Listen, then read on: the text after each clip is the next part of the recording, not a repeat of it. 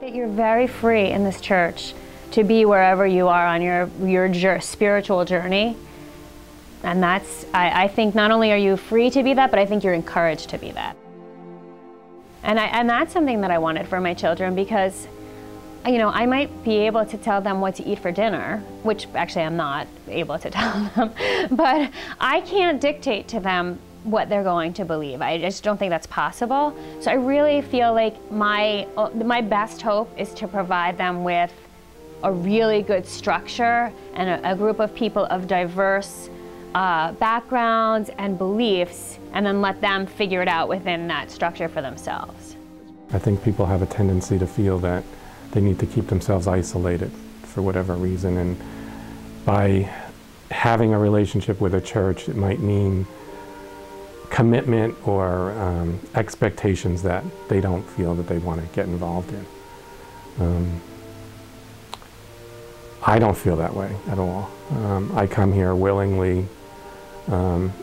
If I feel obligated, it's because I personally want to be obligated. I personally want to be connected. I personally want to be cared for.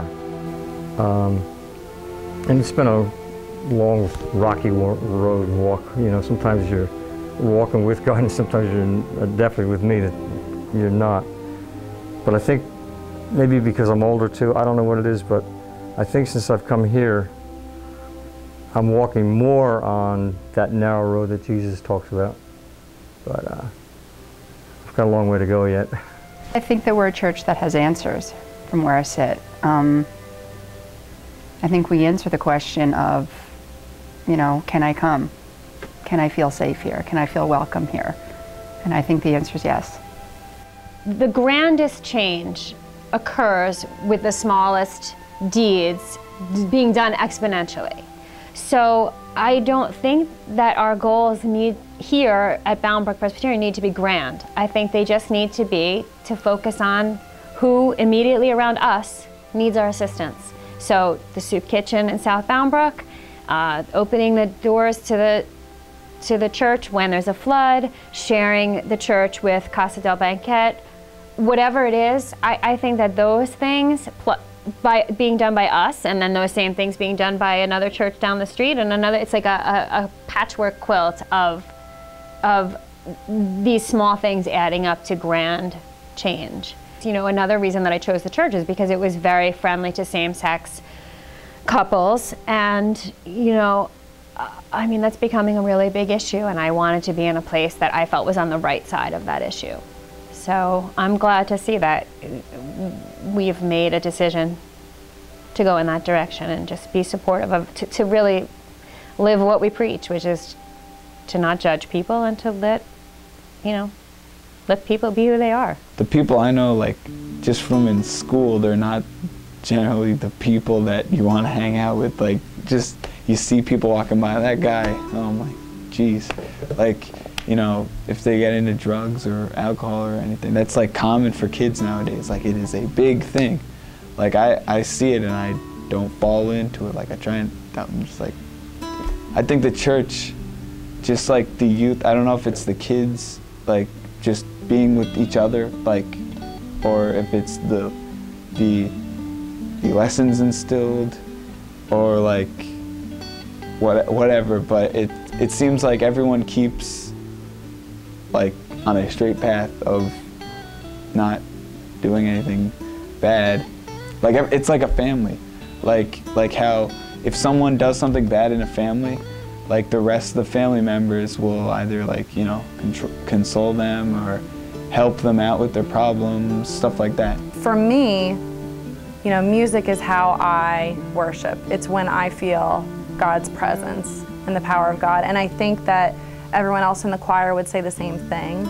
I think that we're so fortunate with all the parts that we have and the talent and the musical instruments that are brought in. I think we just kind of feel the presence of God. You know, there's that one song that just kind of reaches right into your soul. And I think that the congregation experiences that a lot too. And I think that we can feel that too when the congregation's responding to something. You know, when that last note in the organ is just, you know, then there's silence, and I think you know that, you know, you were able to deliver the message. You know, a couple years ago there was this song that we sang. It was unlike anything we had sung before, and of course I'm gonna blank on the name of it. And there was a solo that Tom had given me to sing, and you know, I sang it. The words were really very powerful. And after the church service, this woman who I'd never seen before, you know, I think she had just kind of walked in, came over to me with tears in her eyes. She grabbed my hands and she said, "Thank you so much. I needed this."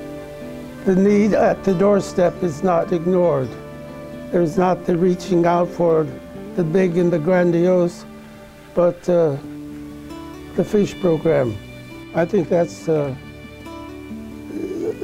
very important, and it is sort of grounding for going beyond, because we don't stumble over what's on our doorstep looking for something grander to do,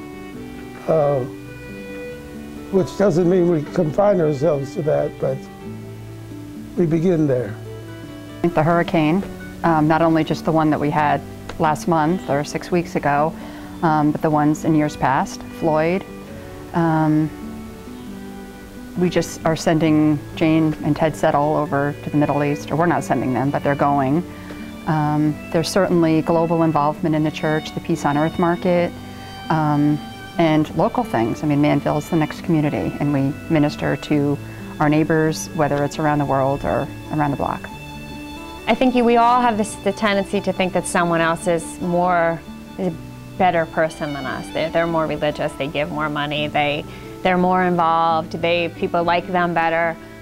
So yeah, I think it's a good idea to remind people that we're probably all feeling the same way. It's a church that you can really get yourself involved with what God's trying to do in this world, you know. I like to tell people, even when we go on ASP, and I always use my fingers, like I talk with my hands, but I always say, we're just doing this light, it's just this tiny little part, but it's our little part, you know, of trying to help somebody in any way we can.